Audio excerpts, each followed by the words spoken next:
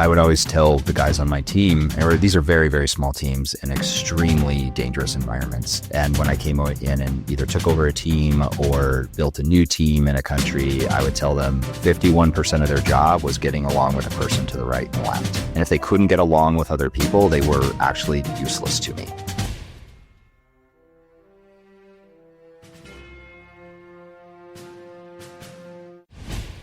Welcome to Mindset Lessons from the Field. I'm Gina Cazazza, the author of the upcoming memoir, Training with the SEAL.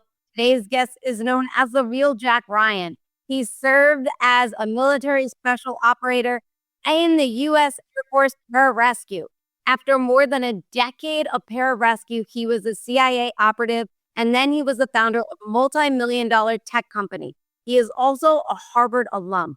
Ladies and gentlemen, I'm so excited to introduce you to Nic McKinley. Nic, thank you so much for being on the show. Hey, Gina, thanks for having me. So as I mentioned earlier, you are our first pararescue on the show. I as the first, I'm sorry, but you are going to have to give us some insight on pararescue. Now, I did a bit of research on you. Originally, you wanted to be a SEAL. You wanted to go into medic, I think, special forces. And, they were telling you about the PJs. You didn't really want it. But then a guy said something that completely changed, where they said, well, you probably wouldn't make it anyway. And I want to start there. I want to talk about what then when someone says that to you, what made you then just go in that direction? And then what was it like for you? Because, you have over a 90% chance of not making it, but you were like, well, there's 10%. I'll be in the 10%. And I think that's kind of the youthful arrogance and exuberance that we all have, and some of us probably carry into our 40s. When you look at opportunities for failure, you don't see the opportunities for failure, you see the opportunities for success. And I believe that is a big part of what makes anybody successful in anything, is that we don't focus on the failure. We are clear-eyed about the fact that failure could happen, but we focus on the opportunities for success, and we build to increase our probability of success, not to decrease our chances of failure.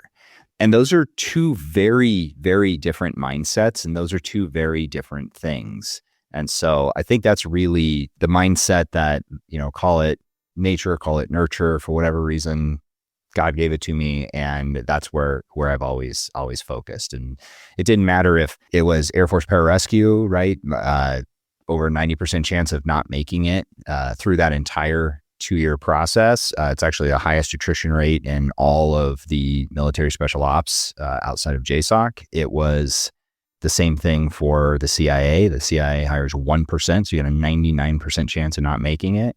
Harvard, you have a 95% chance of not making it. And so instead of focusing on those, on the probability of failure, I always try to focus on the probability of success. And that just means that you're working towards success as opposed to mitigate failure. Now, what was it like for you going pararescue? Like you mentioned, 2-year period, right? That's a long, in being young, 2 years is a long time. You're thinking especially going through an extremely hard program. Can you share with us what that was like for you? I was only 18 years old, so I didn't know any better, I think, right? I didn't know anything different at this point. This was just my first step out of high school. And so it was just the next thing. I do remember you're going through selection. We had over 330 people in my class start. There were 8 of us who graduated. And as you're attriting down to that 8, you're watching people who are, in your mind, better, faster, and stronger than you are. And you're watching them fail, or you're watching them quit.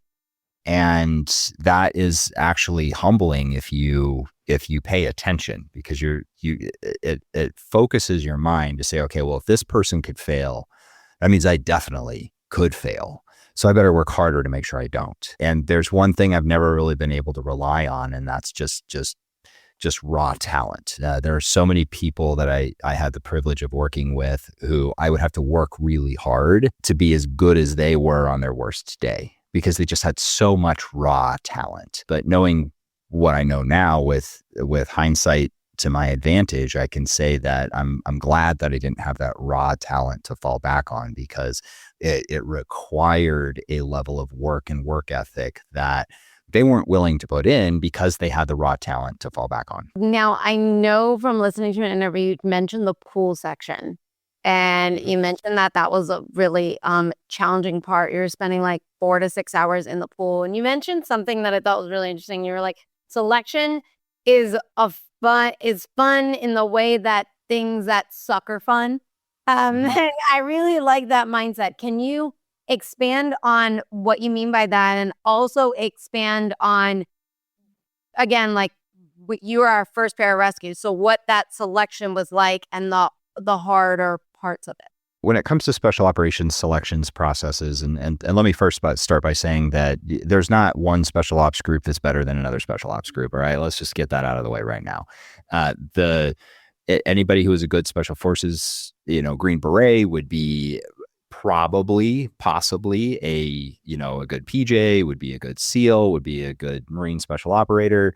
So while in the special ops community, we rib each other and, say like, oh, we're better than you, or we have a higher standard, or you have a, lower standard, or whatever, the kind of friendly locker room talk is. Let's just be clear that these, like your true special operations selection processes, anybody who made it through one would probably make it through another, for the most part. However, there is one exception that does make the selection a little different for the Navy SEAL teams and the Air Force pararescue teams, and that's the water-based selections, because you still have to do all the rucking, you still have to do the pull-ups and push-ups and sit-ups and dips and all the ground-related stuff, right? You still have to do the runs, and you still have to do that, but you also have to be able to swim with your hands and feet tied in 10 feet of water, right? You have to be able to perform these basically circus tricks in the water while holding your breath. And the reason why is because when you take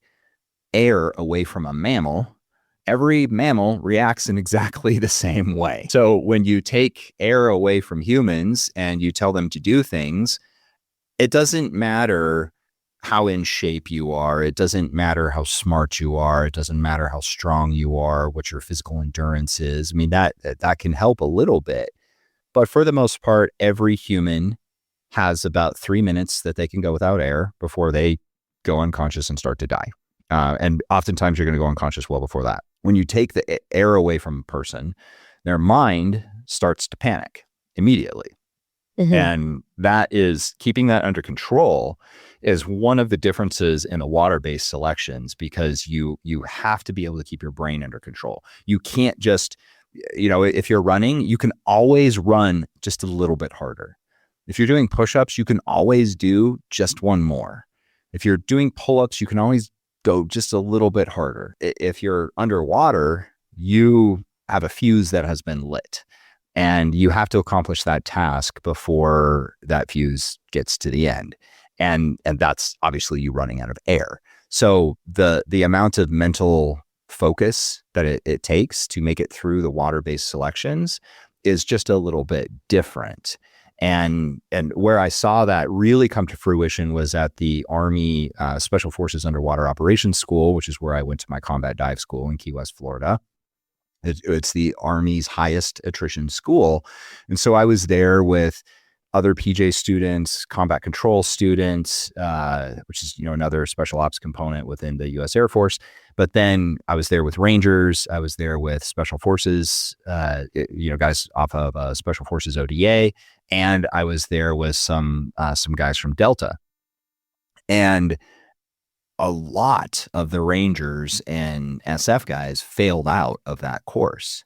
Well, if you're a Ranger or if you're an SF and you fail out of dive school, you fail out of the water stuff, you go back to the Special Forces career field and you continue to be Special Forces.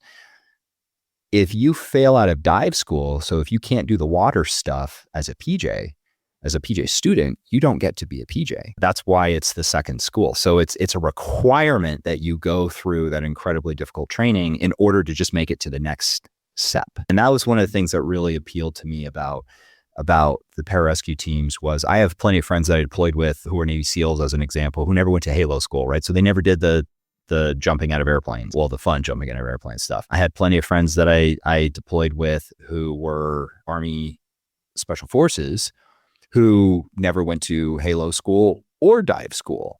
And as a PJ, you go to both. It's a requirement that you graduate both in order just to even go to PJ school. And so that was something that really appealed to me when, and of course, the reason that when I was a kid, wanted to, immediately kind of gravitated towards the Navy SEAL teams was because of the movie Navy SEALs, right, with Charlie Sheen. I mean, and any young boy who watched that movie in the 90s or 80s, I think it maybe late 80s, but whenever it was, as a young, probably preteen, teenage boy, anyone who didn't watch that movie and didn't want to go do that, like, there might be something wrong with you.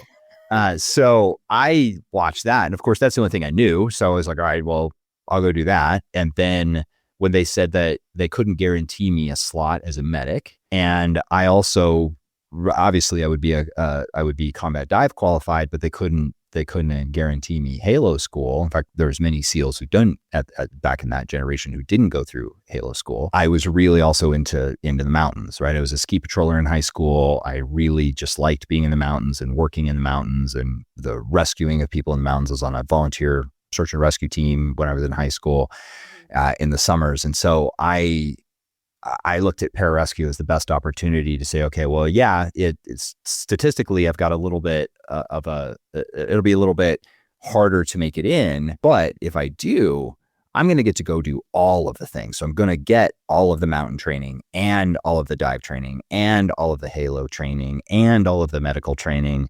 Well, why wouldn't I go do that? So that's kind of how I ended up there. I need to ask this question. As an 18-year-old, you're going through, and you just mentioned, you said, before you even get to go to PJ school, you got to go to dive school, right? Correct. So how you got to go to dive school, Halo school, jump school, SEER school.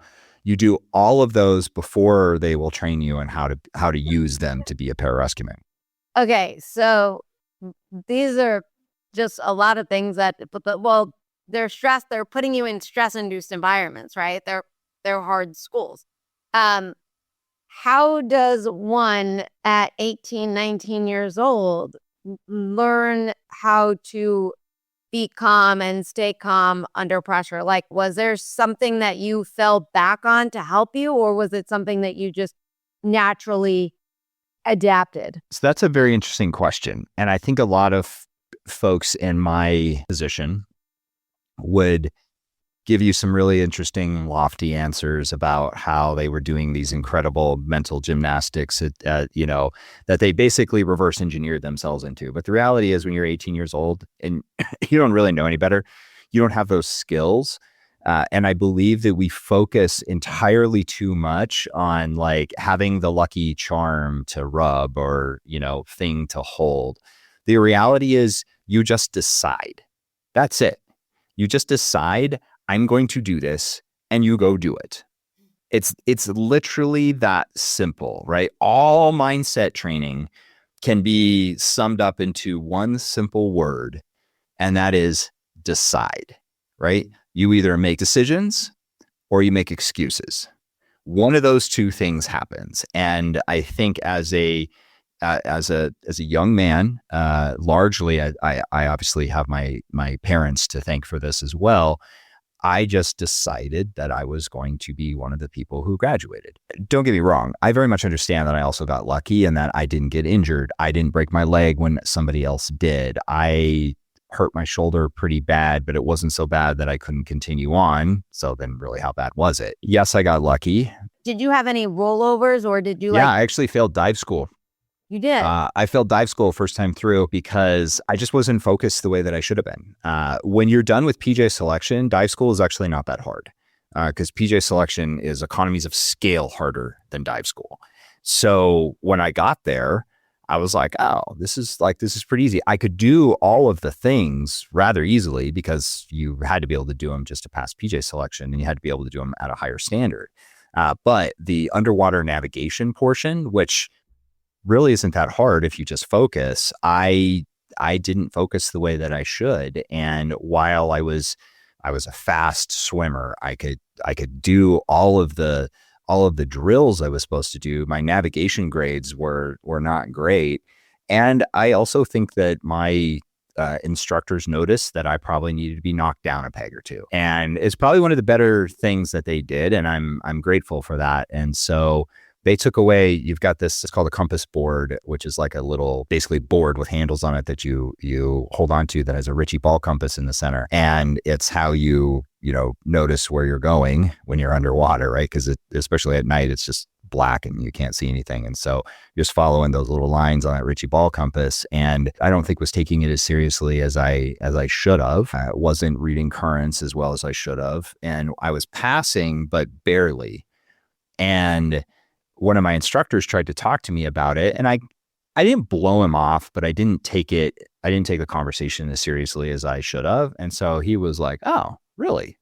Okay, well, watch this." He took my ball compass away from me, took my dive board away from me, and gave me a wrist compass, which means that now you have to swim following this wrist compass like this, and like you're just not gonna do as well. So he took that away from me, and that's how I ended up with a failing grade. Now they'd obviously planned all of this, because immediately they sent me to the commander's office and he gave me a talking to, and then immediately said, "We'd like you to come back for the next class," which started in like 3 days. So it was that was my rollback moment. And I didn't have another rollback moment, because from then on I took everything extremely seriously. And it was also a bit of a difference in, my mindset the first time I went through pararescue selection was that I needed to get perfect scores to graduate. The reality is I didn't need to get perfect scores, and I obviously didn't get perfect scores, but that's what I was pushing for. So I wasn't pushing to check the box. I was pushing for perfection, knowing I probably wouldn't achieve it, obviously. When I got to dive school, I relaxed a little bit, and I was no longer trying to push for perfection. I was trying to push to not fail. Again, the difference between winning and not failing. Those are two different mindsets. And so because I was pushing to not fail, I wasn't taking it as seriously. The second time I went back through dive school, I was swim team 1. I wasn't the honor grad because it was my second time through, and you can't be the honor grad if you're the second time through. But my swim buddy was the honor grad. And swim team 1 means you're the swim team that are the 2 fastest swimmers and the 2 top swimmers in the class. I took it very seriously and focused very hard, and went back to that mindset of, I'm here to win. I've decided I'm going to pass. I'm going to win, not I'm here to not fail. Was it the same instructors 3 days later? Same group of instructors. It's funny you say that, because I was talking to my teacher, Randy Weidenheimer, who's been on the show. He trained special forces.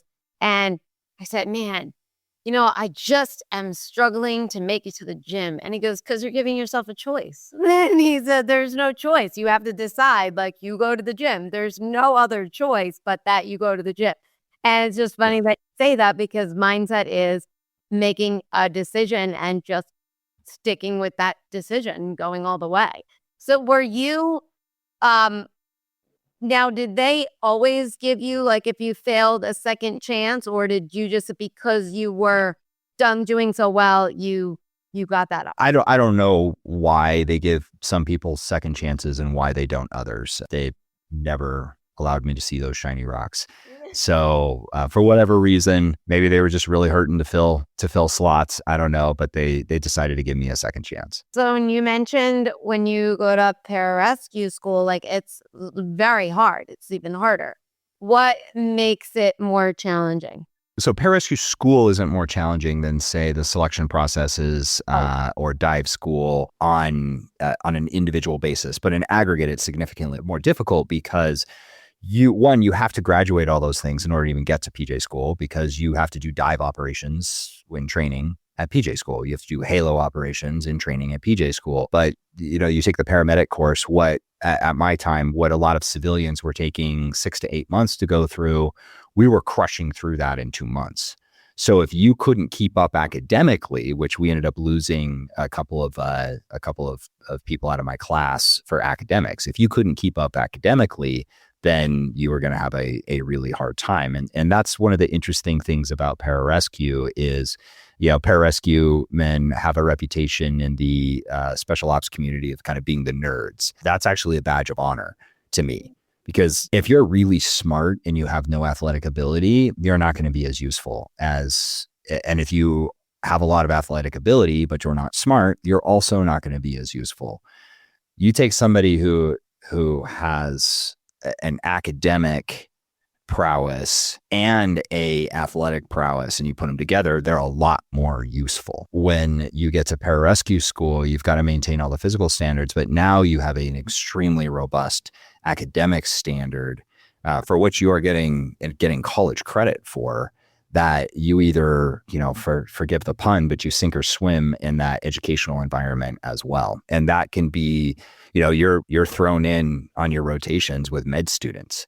And if you don't keep up in the emergency room rotations with the medical students, then you're not going to pass. And so it makes things more difficult when you're expected to uphold that academic standard. And then also you are expected to think as a PJ student. I haven't been through obviously any other special operations school, so I don't know what they do there, but I know many people will talk about how they were so hardcore that they walked until until they had blisters on their feet so bad they were bleeding. And if you do that in PJ school, and you're not walking shorter distances.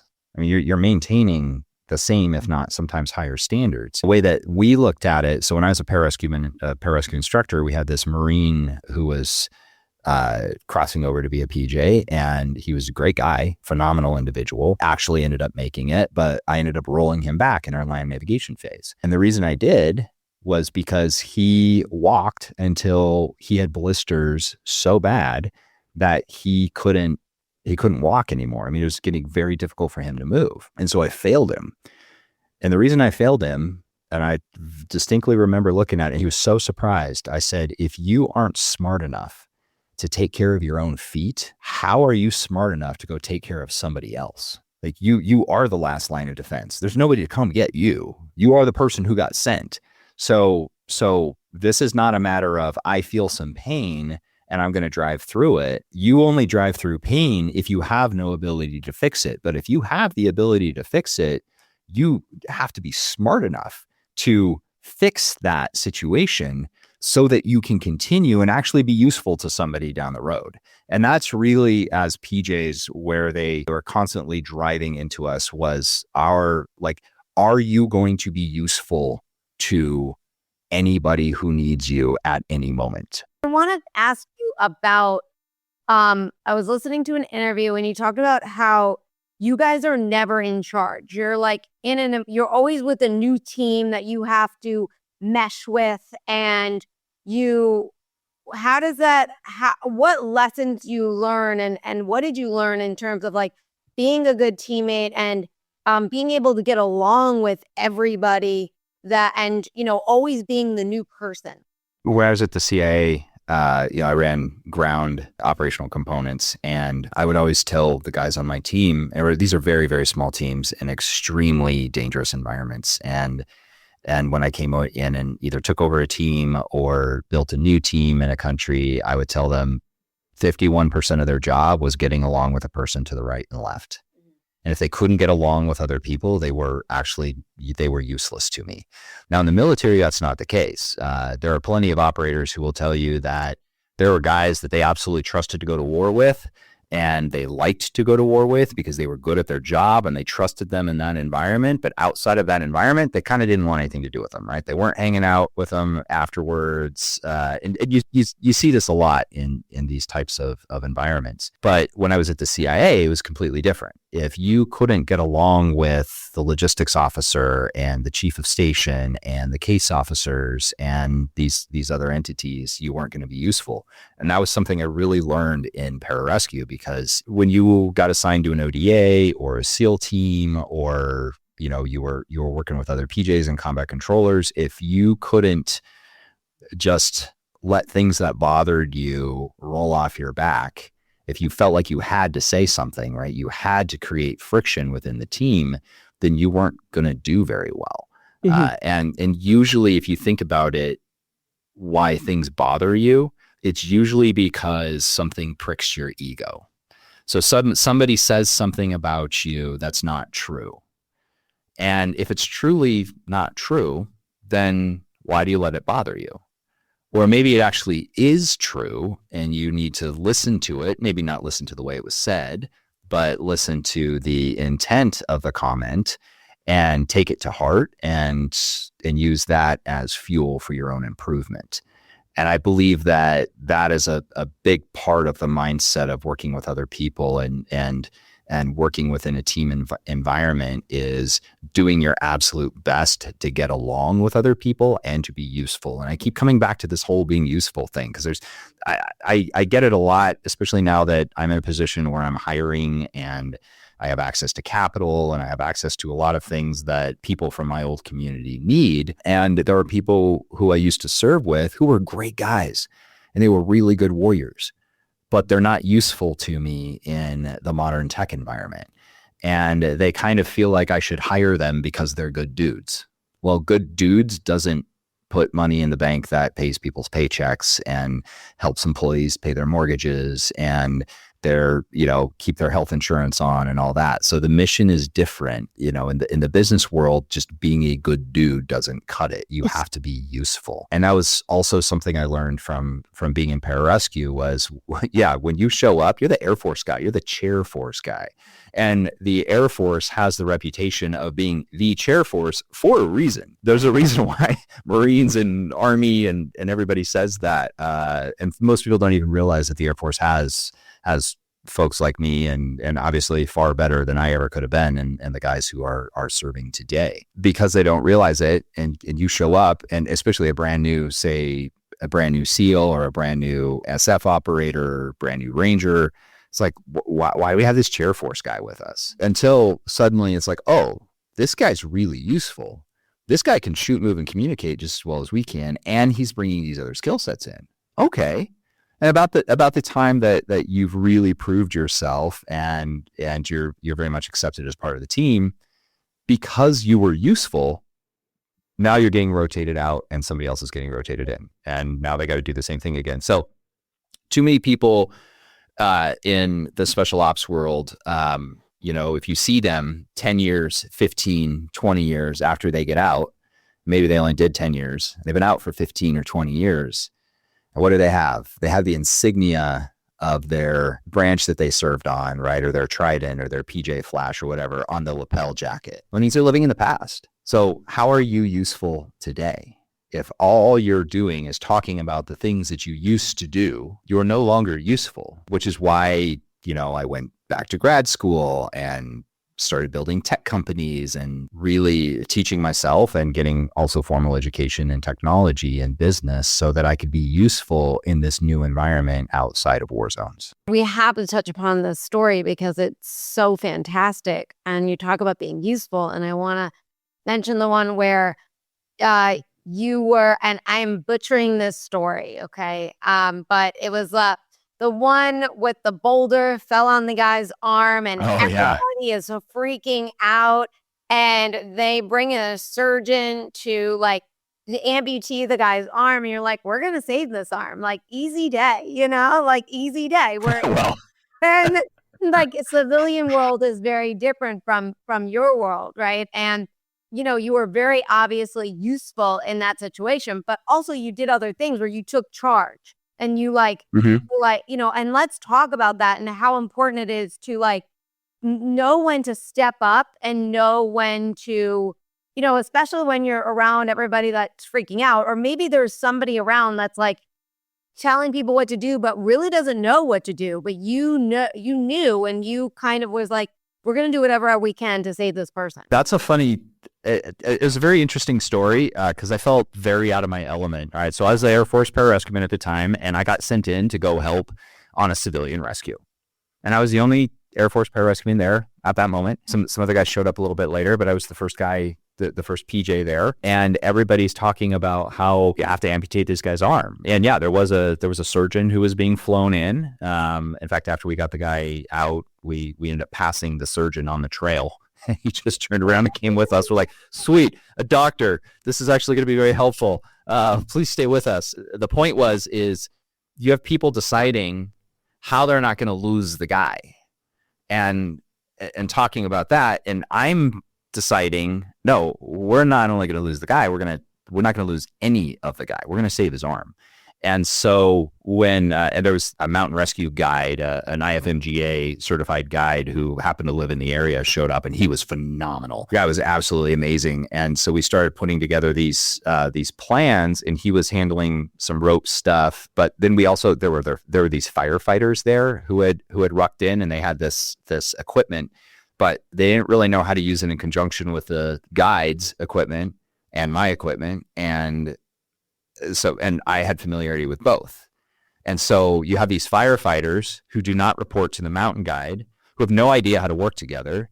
And then there was also, I think there was some like law enforcement guys who showed up like randomly, like I guess just to kind of see what was going on. They had this helicopter circling over us, which I finally was like, can you get that thing out of here? Because it's just really distracting. It's not helpful.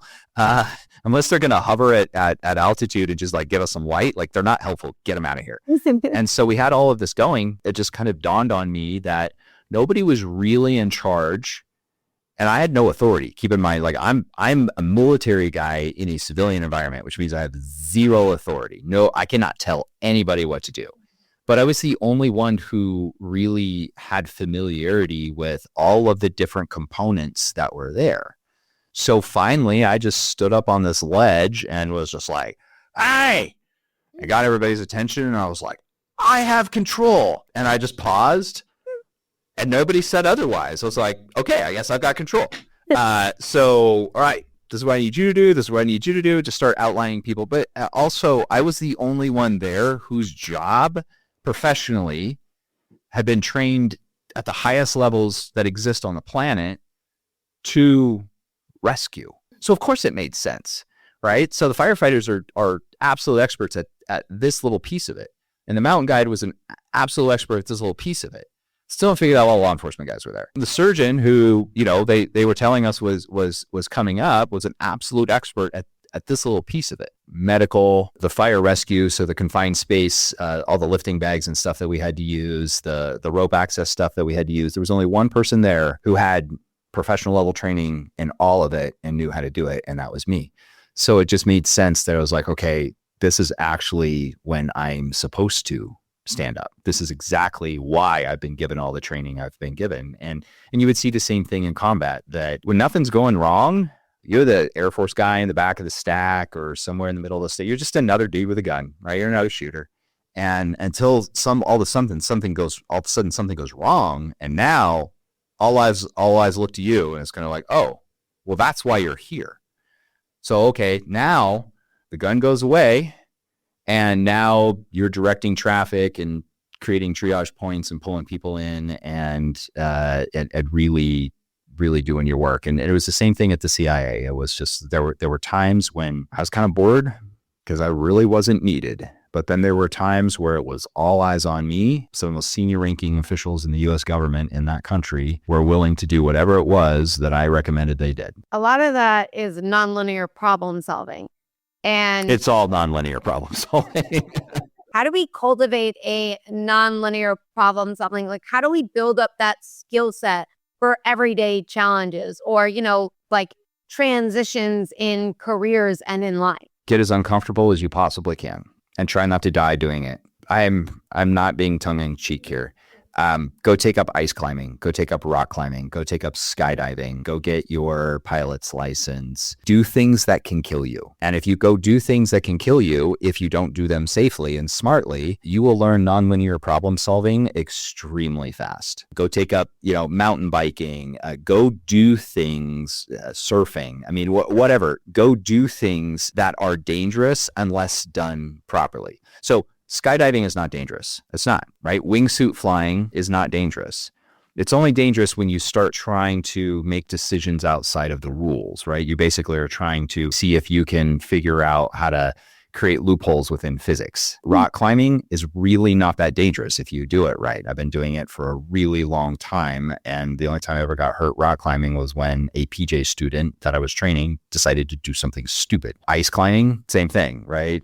snowmobiling, motorcycle riding, car racing. I mean, most of these things are actually, they have a perception of danger. And that's because if you get outside the rules and you don't learn to make decisions quickly, they're going to get real dangerous real fast. That's really the key. There's this concept in military training called fear inoculation. And it's why we use UTM rounds, or basically which are these little bullets that are made of paint. And they hurt, they have like a little metal piece to them, and they have a plastic cage on them, a little bit of paint inside. And so when they hit you, they hit your armor or something, they leave a little paint mark, a little pink or blue paint mark. And if you get hit in the skin with those, they hurt. Like they hurt pretty bad. Obviously, they don't injure you though, right? And it's very, very short lived. It's like, man, that really stung, and it's all over. You don't want to get hit with those. And you try your best not to get hit with those, just like you try your best not to get hit with real bullets. But part of what they're teaching in having people use those rounds is to get them over the fear of being shot at. The first couple of times, new guys will go into rooms and there's a bunch of instructors in there with simunitions rounds, and they're just going to pelt them. They'll get caught up in the doorway and they'll all kind of freak out a little bit. Well, you do that 3 or 4 times and you start driving them through it, and eventually they start getting hit and they don't really care, and their rounds are on target, and they're just driving through it. So they get over the fear of it. Well, it's the same thing for nonlinear problem solving. If all you ever do is algebra, you're going to get really good at linear problem solving. And as a math guy, like I'm not like, you learn to do math because it teaches you logic. But for nonlinear problem solving, you have to get yourself into situations that you have never been in before that you need to find solutions for. So part of, I know, pararescue selection, and I can't speak for the others, but in pararescue selection, one of the things that they're looking for is your ability to rapidly learn and your ability to solve nonlinear problems. So they'll teach you how to tie a knot, and then they'll tell you to tie that knot underwater, but they don't teach you how to tie that knot underwater. You have to figure that out. They're going to tie your hands and feet behind your back, and they're going to give you some like kind of best practices to think about when they kick you in 10 feet of water, and then tell you to do all the different circus tricks that they tell you to do. So you're expected to figure it out. And if you can't figure it out, then you're not going to do well. I think it's pretty much the same thing for car racing, skydiving, all different types of mountain climbing, motorcycle racing, right? I mean, there are things that you have to do that are best practices. And when you get good at those and then things start to go wrong, well, now you know how to apply those best practices in ways that you've never been taught. Mm-hmm. And I think in order to learn nonlinear problem solving in a way that will stick with you for forever, do that in a way, in at least a perceived dangerous environment. Again, it doesn't need to be an actual dangerous environment, but you do it in what is perceived to be a dangerous environment. And that's going to solidify that ability in your mind. That makes a lot of sense. Yeah. You know where you don't learn nonlinear problem solving? Where? University. Funny as you say that, though, because I remember when I paid to get kidnapped, I learned nonlinear problem solving because there were 6,000 ways we were getting kidnapped and a way to not get kidnapped. And also we had to figure out how to survive the night and all this other stuff. And there was 8 hours of training prior to getting thrown into the actual environment and you having to figure it out. And mm-hmm. And it's funny because my family is always like, yeah, but it wasn't real. And I was like, yeah, but the point is to simulate the reality, so you can figure it out. God forbid you're in that situation. And I want to ask you, from all of that, what do you think is the single most important lesson you've learned about adaptability from, your time as a special operator or the CIA, being a successful entrepreneur, and I guess not just adaptability, but also I stopped using mental toughness and I started using mental fitness. What is probably one of the best lessons that you learned for your time in being able to be successful in all those ways? Because like you said, 10% chance, 1% chance. I don't know the percentage for a successful tech entrepreneur, but I'm sure it's small too. So It's actually harder than all of those. I'll tell you. I need to know what's the secret? What's the lesson? I think there's one very simple lesson, and it's that you're never as good as you think you are. So every day you should be shooting for 0.01% improvement. And, people say like, oh, get 1% better every day. That is absolutely impossible. You can't get 0.01% better every single day because you get sick, because you get injured, because you're a human being. And so much of my life, I kind of treated myself like a robot where like I can get better every single day because I have decided I'm going to, right? And the reality is you can't. But if you can just shoot for that 0.01% every day, you're sick, you rest, because that's going to make you a little bit better than you were the day before. If you do that over a 4-year period, you're completely unrecognizable to the people who knew you 4 years before. And I get that a lot, especially from people who I work with. They're like, or I used to work with, and they know Combat Nic, and they'll say, oh, well, man, you've changed. Thank you. That's like one of the biggest compliments you could give me. I don't, and I think too many times we just get so comfortable with the past that, you get the people who are former operators and they don't really know what to do. So I guess I'm going to go teach people to shoot. And there are guys who are absolutely passionate about that and they love it and it's what drives them and that's their calling. And that's incredible. That's just not me. I know other people who they do it because they don't really know what else to do and they need to put food on their table. And I guess I'll do this because it allows them to just continue to live in the past. That is just a really good way to really not get anywhere. So it's not a mental toughness. It's not your mindset is just what is my new mission and how can I make myself 0.01% better in pursuit of that mission. I have to ask you though now this one other question. Then what made you go into CIA and tech and like, because they're all, I guess like CIA is, but tech is totally different from all of them. So like what made you go in this but it's not direction? It's not. So like as a pararescueman, right, most like in a special forces ODA, they have a 18 Echo who runs their communications. Mm-hmm. Pararescuemen run their own communications. A special forces ODA has an 18 Delta whose job it is to, be the team medic and do medical support.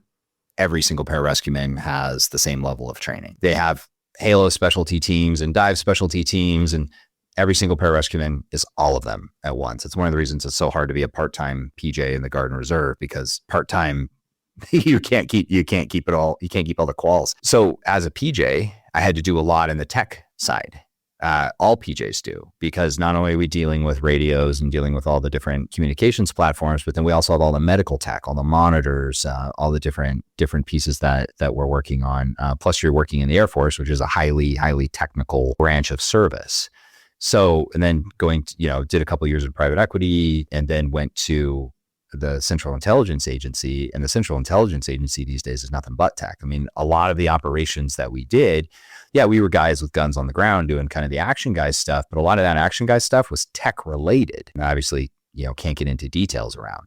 And so I just started to learn more and more that the, tech is the weapons of the future, right? You look at the war that's going on in Ukraine right now. You've got $60 drones being manufactured in garages that are taking out multi-million-dollar tanks on the Russian side. You got $6,000, jet skis that are being modified with a couple $1,000s worth of equipment and explosives that are taking out billion-dollar ships. So the asymmetric nature of technology means that that's kind of the weapon of the future. And too many times I believe that when we have a mission to focus on, we start to get extremely comfortable fighting instead of winning. Mm-hmm. And I'm not, so, one of my big passions through my charity Deliver Fund is fighting child trafficking. And so when people hear that, they're like, oh, well, Nic, who knows just as much about kicking doors as anybody after 30 combat deployments, Nic must be out running intelligence operations on the ground against human traffickers and kicking doors and saving kids. And no, we build tech and we train law enforcement. We then give them intelligence and intelligence analysis on traffickers. We don't do any action guy stuff, which is why we have a 100% conviction rate on our cases that we've been involved in that have gone to court. We do the hard part. And the reason why we do that part is because law enforcement is already doing the rescuing of victims and the arresting of traffickers and the ground stuff. They need help with the data and tech. So if I was just interested in continuing the fight, I would go do that stuff with them. But I'm not interested in fighting. I'm interested in winning, right? I'm not interested in not losing. I'm interested in winning. And so the thing that was needed in the fight in order to win was data and tech. So that's the direction I went. I had to ask before we ended because that I'm really glad I did, because that was a epic answer. So thank you. And thanks for being on the show. I really enjoyed talking with you. You're fantastic. Well, thanks for having me, Gina. I appreciate the honor. Oh, of course. And for everyone that's listening, please like, share, comment, subscribe, become a Substack subscriber. Everything's completely free. You get bonus chapters, you get lessons from our guests. Check it out, and I'll see you guys all next week. Thank you so much.